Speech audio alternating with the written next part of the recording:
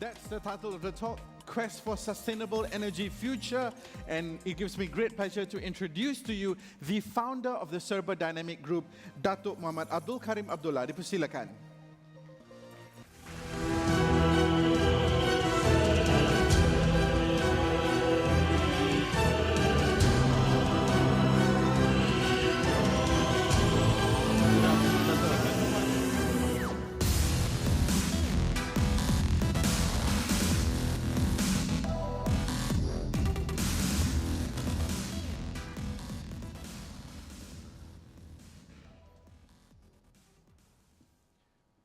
Assalamualaikum warahmatullahi ta'ala wabarakatuh, and a very good afternoon. Captain of the industries, leaders of the society, community, media, and also the press, ladies and gentlemen. Firstly, I would like to take this opportunity to congratulate Esro Awani for this, I would say, a very important initiative. And it's also related to issues which I would say is very close to my heart and also close to the heart of my management team from Serba Dinamik Holdings.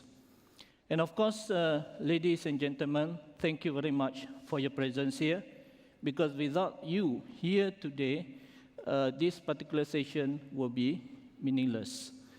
We were given a task to basically talk on the topics which is touching on a quest of sustainable energy future.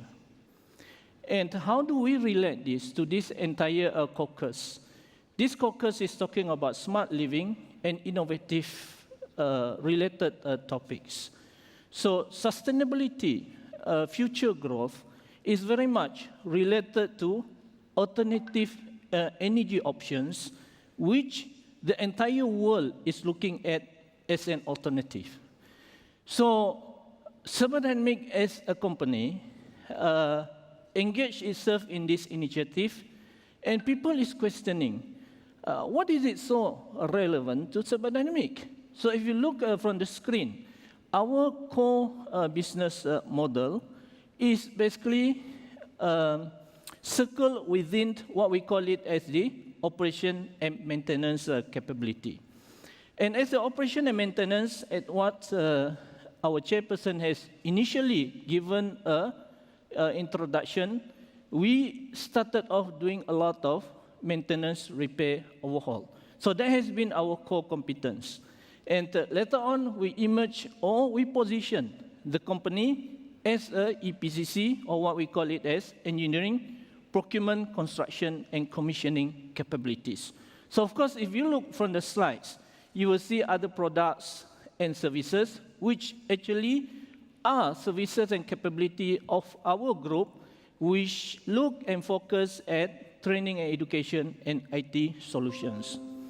So based on this background, we are trying to basically share with you our journey and a quest towards a sustainability energy future. What does it mean to Serba Dinamik, and why is it important for us to share this particular journey with every one of you? So if we look from the data that has been shown on the screen over to you, it basically tries to explain what is renewable energy, which I strongly believe the audience is very well aware of it. But we just want to highlight that when we talk about renewable energy, we are looking at efficiency generation or electricity generation with efficiency incorporated into the entire value chain. This is basically known, for example, like we heard about hydro power plant is generating electricity. We talk about solar as an option to produce energy. So it is basically electricity generation. So this is related to energy. On top of that, we are talking about transportation. So when we look at the transportation itself, it is talking about things like EV, electric vehicles, things like hydrogen fuel cell, which is used to power or to produce the electricity to power out the vehicles, which is talking about things like truck, things like buses, things like vans, saloon cars, and so on. And not least, we also try to look at renewable energy from the rural off-grid situation. So as the captain of the industry and also the leaders of community who is in this particular hall, it is very important not to forget our contribution to those community of people who are living in the rural areas.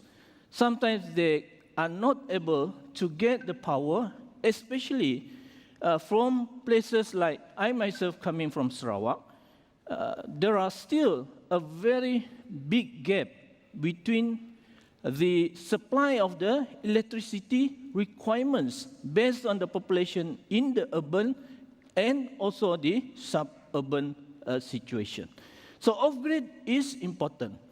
So in this sustainable energy solution, we are looking at an options which we can offer, and we strongly believe that it can help to mitigate the big gap between the conventional kind of energy solutions and this renewable energy, which will come in to fill up the gap or also to give as a competition to conventional energy options or solutions.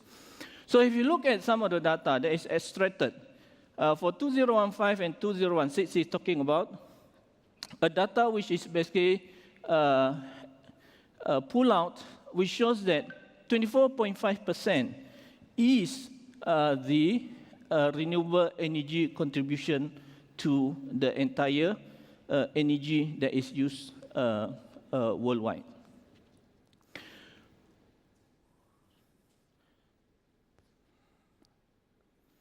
We also would like to raise up one very important information before we actually go into the details of important event, what we call it as the Kyoto Protocol. So the question now is tying up between SLIC, smart living and innovation, as compared to sustainability or sustainable energy future. Why is all these issues coming up and become a very strong debate and argument within the R&D space, or within the industrialists, or within the R&D professionals? So Kyoto Protocol, as every one of you are aware of it, is a commitment which is being signed up by majority of all developed countries to help, to basically help to overcome the emissions of carbon into the world. Because global warming is real. During lunchtime, I was talking to my colleagues from other parts of the world, and they're saying that if you look at what is happening now, summer in Europe, the heat wave has come and attacked a few countries, and there are deaths which has already occurred across the entire globe. And you can read it from time to time. Also, we will also cannot deny, for example, like in Greenland, recently there is about 11 million tons of iceberg that collapsed into the so-called the lake, and it created a rise up in the level of the water. Why is all this thing happening? Because scientists have proved it out that the emissions of carbon, when it has reached too high level, it basically thin up the ozone layer of the entire atmosphere. And the exposure direct the heat from the sun to the earth is reaching quite a high, extensive kind of level. So where does all these emissions of carbon comes from? It's talking about the energy that is being used in this entire world. For example, like coal-fired, gas-fired, and emissions from the vehicles and so on, and other factories which is basically emitting out all these carbon emissions into the environment. So, as a result of this, the Kyoto Protocol is a commitment from different countries. My country, Malaysia, is part of it, and they have to come up with solutions to help to reduce down these emissions of carbon into the atmosphere. So, this is where we, as a corporate organization, look at it from two perspectives. Number one, we are of the opinion that Serba Dinamik has a corporate responsibility to contribute to reduce down the so-called emissions of carbon to the atmosphere. Number two, we are also responsible for our shareholders, potential investor coming into the company to be able to produce good financial returns for the investment that they have put into our organization. So based on these two prompts, we embark on quite a number of sustainable energy future options, which we will share with you shortly. In hydropower plants, I will say that very minimum emissions of carbon to the atmosphere. At the moment, we have managed to garner up or invested or be part of a 130 megawatt hydropower plant in different locations in Malaysia and also outside of Malaysia. The diagrams or the photos that you have seen is basically the equipments manufactured in Germany, and is being transported and so-called send it to the different locations of our projects, which is under the hydro power plant technology.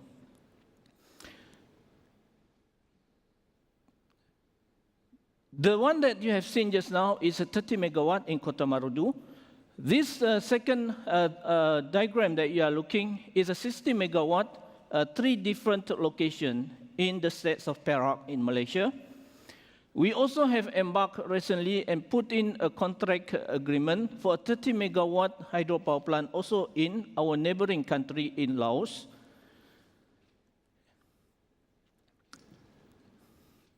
And from all those total of our commitment, at the moment, we have managed to total up to 130 megawatt, and the journey continues. Besides that, we are also looking at other alternative options of going green. So, if you look at the slides that is being presented to you in front, we are looking at what we call it as smart kind of approach, where we are looking at wastewater byproducts from palm oil extraction process. So in a short form, which I believe a lot of you understood, the existence of pomé. And this pomé will produce what they call it as the methane, and this methane gas is useful to be used as a feedstock or fuel to power out quite a number of power generation equipment designed by different designer or manufacturer globally. So as a company, we use capstone microturbine technology, which is a green technology approved by the regulator of United States of America. But it is equipment that is green in technology. It has the ability to emit or reduce down the emissions of carbon. But we need what we call it as a source where we can process this so-called biomass into a gas form so that it can become a feedstock to power up the so-called the equipments which we are representing. So as a result of it, we are acquiring what we call it as the technology which can convert this particular waste into at least to a content of methane and use it as a source to power out the so-called turbine, which is basically designed specifically with a clean approach. So this is another initiative which we are embarking on at the moment. So if you look at the entire process as what it is shown in front there, you can see that the waste that has been collected from the pulp mill, from the refineries, entered into the pond, and there will be some process of digestion that is undergone or is going through, and later on it produces the gas, and the gas will run the so-called the equipments, and equipment produce the electricity. And if it is a cogeneration kind of things that we want to incorporate in, it can be done accordingly. So this is another areas which we are contributing to what we call it as a sustainable source of energy in future. Also, the last thing which I would like to share is talking about the hydrogen zero emission mobility. We have, as an organization, signed up 4 cornered collaborations. Number one, with the so-called the government of the Sumatra, which will be going to be hosting the Asian Games in 2018. We also have the collaborations together with a company based in UK, which they have a technical collaboration with the Imperial College of London, UK, and of course, also getting the so-called endorsement from the government of United Kingdom. So with this collaboration, what we are doing is we are bringing in buses, vans, other types of vehicles to basically use it as a means of transportation during the Asian Games 2018, which Indonesia is hosting as a host for this particular year. And I would like to share and also to express that as one of the citizens of this Southeast Asia country, this is something very new to us. But as the technical and engineering person, way back about 10 years ago, we have set up a small R&D team within Serba Dinamik, and we make quite a detailed research on how this hydrogen can be used as a means of energy solution. We have reached quite a journey in such a way that we managed to produce a hydrogen fuel cell using membrane technology, and it can be used to power out one floor of our office in somewhere located in Sharlam. But when we have this as end results of that R&D, then we go and talk to the respective regulatory people in charge in the government of Malaysia. And unfortunately, during that time, the regulatory framework is not there, because when we want to produce this electricity from hydrogen fuel cell, there is no tariff. Which tariff are we going to base on? In Malaysia, we have, if it is related to renewable energy, biogas, biomass, we have solar, wind, we don't have yet, hydrogen, we don't have any tariff related to that. So as a result, it is an obstacle. Secondly, when we were, during that time, 10 years ago, as a private company, it is too small. We need a bigger so-called company, for example, like TMB, for example, like Petronas, and it's sort of that nature of company to come in to support, because when we want to implement this as a source of energy, the infrastructure has to be set up. If there is no infrastructure, for example, like hydrogen stations and so on, whatever you produce, it will be difficult, because the user will not be able to buy in your technology. So what I'm trying to say later on is, if we want to embark on this so-called clean technology, all the entire chain of people in the society has to be involved. Number one, which we are going to touch on shortly. So what I am trying to say here is, it is high time people in Southeast Asia country is to be exposed and also to have a commitment. And this is the right quorum because you are the captains of the industry. You represent different group of society that you are coming from. So, if you look from the financial commercial returns, like what I mentioned, prior to this, we have the corporate responsibility. But of course, a corporate responsibility has to couple up with a return of investment. And you can see that a lot of all this renewable tariff rate is much higher if you compare to the conventional source of energy. For example, the petrol or the fuel or the coal type of energy sources. Renewable energy tariff is definitely much higher as compared to the conventional technology.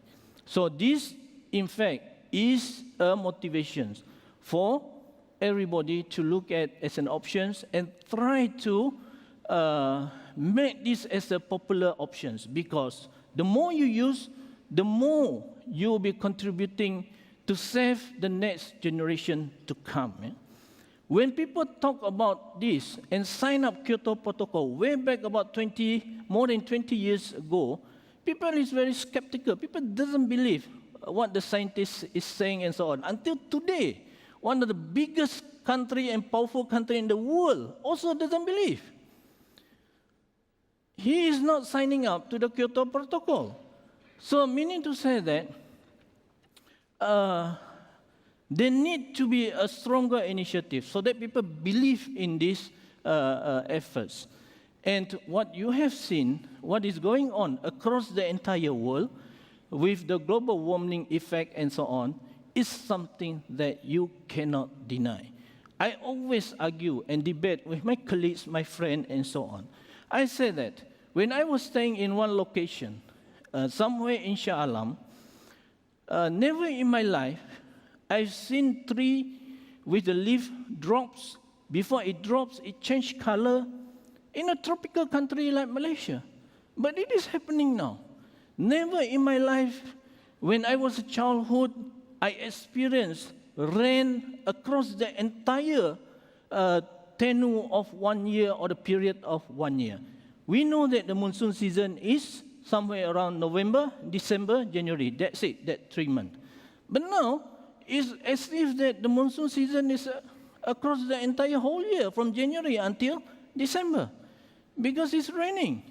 And from the other part of the world, you can see that winter is also changing from months and years and so on, and it's quite unstable pattern if you really look into what is going on. Does this not prove to you that the world is really undergoing a severe changes?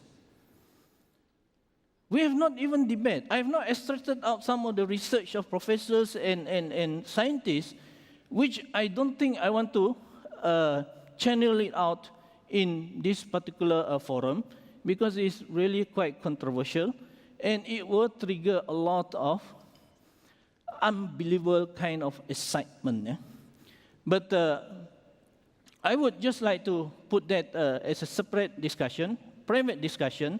But what is important here, that we must realize and accept the reality that global warming is happening in every part of the world across the entire year that we are going through.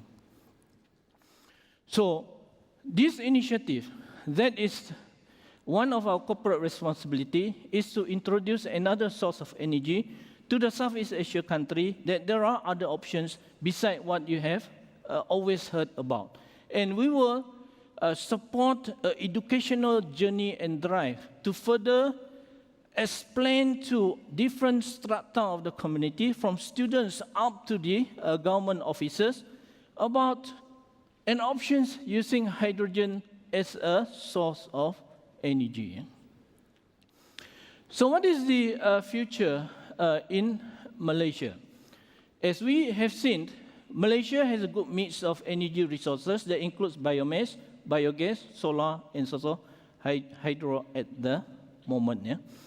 Hydrogen as a source of energy is coming in. I'm very pleased when I got the news that the Sarawak government has announced that they are going to build the first hydrogen plant in Malaysia.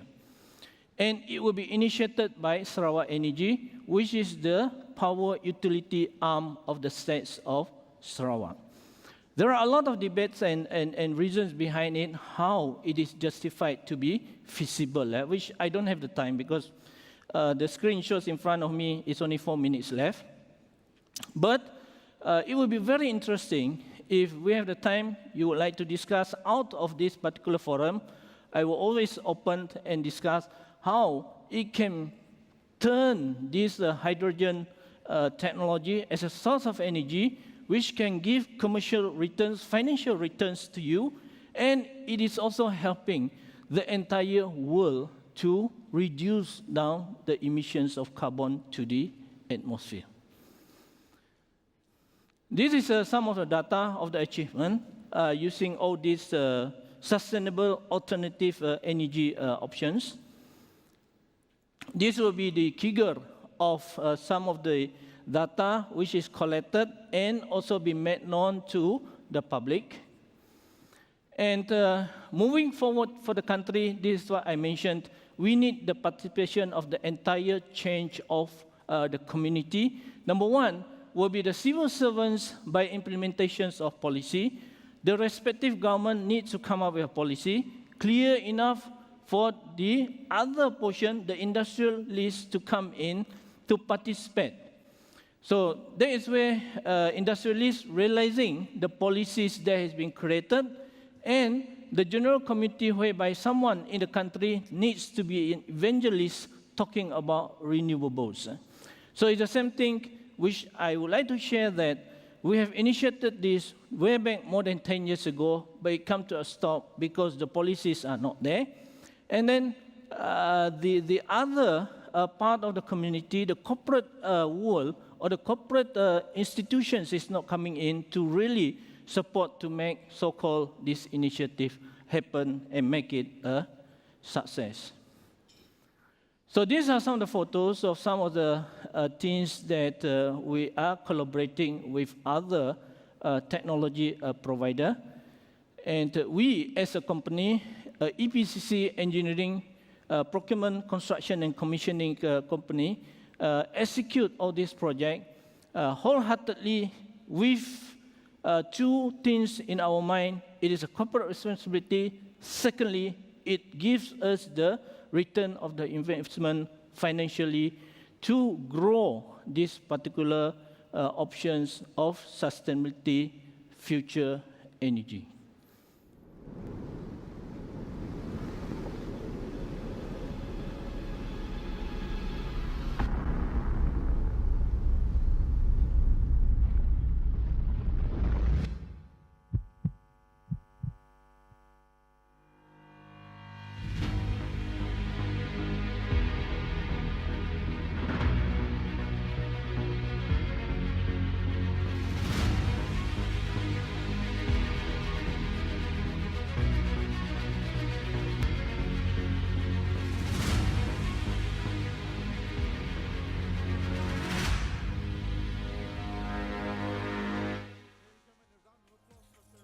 Dato, clearly, your presence is not just in Malaysia, but also all around the region. We've got very exciting products that I can see happening over there. Any closing remarks, Dato?